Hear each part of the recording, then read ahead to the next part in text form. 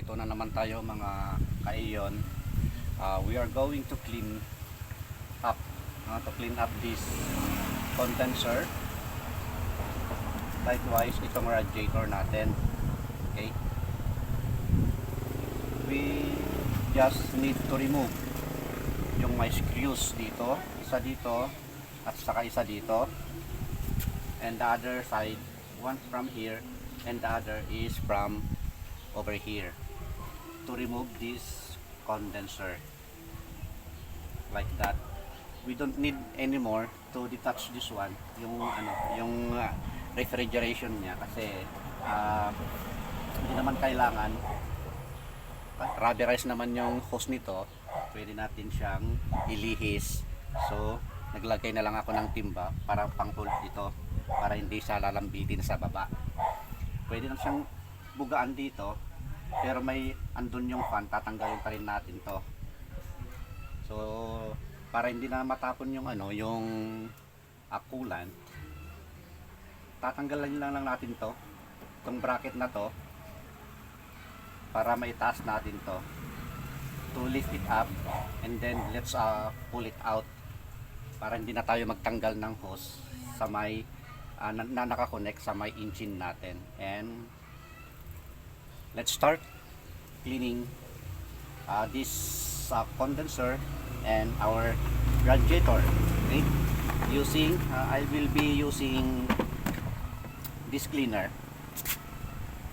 Oil Bright. I have tried this already, malinis naman siya,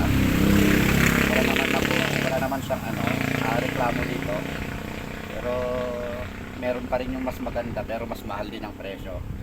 So try natin kung kaya niyang palinisin to. Ito ginagamit ko kasi sa evaporator sa loob, this one. So may video na ako na kung paano i-clean yung evaporator without removing the dashboard. So let's start.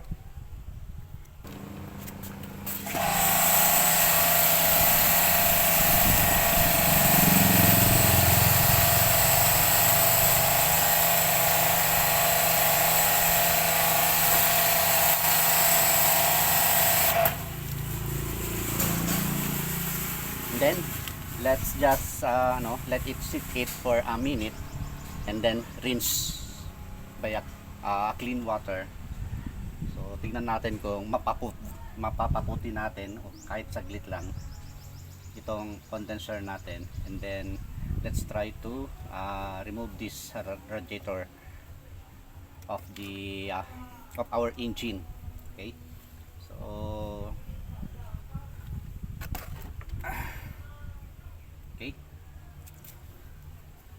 ayan lang natin mag-sit yung yung linagay nating solution sa may condenser natin. Gumamit lang ako ng ng pressurized na ano mang tawag dito, water gun. Okay, so tingnan natin mamaya. Now we try to remove yung radiator fan natin by loosening the screw over here. The other one is over there. Dalawa lang siya. And then after removing the screws from both sides, you need to pull it up, the radiator fan, so that it will loses yung naka-snap lang dun sa baba. Parang nakatusok lang siya diyan. And then you have to pull it up para malus siya, just to remove the fan. So now tanggal ko na yung radiator fan without losing yung hose dito papunta sa engine natin, para hindi matapon yung coolant. So I'll just take it out over there.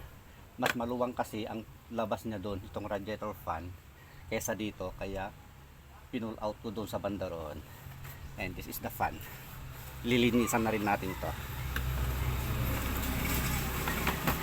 So now I can easily clean the radiator without removing all the hoses attached from top to bottom.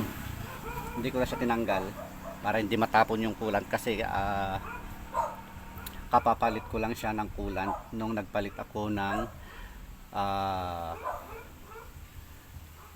water outlet at saka yung ano man tawag doon,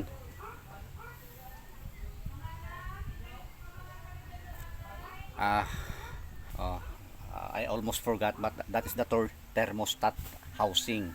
Yung nandun yung bulb thermostat, andun na rin yung housing niya, buo yun eh.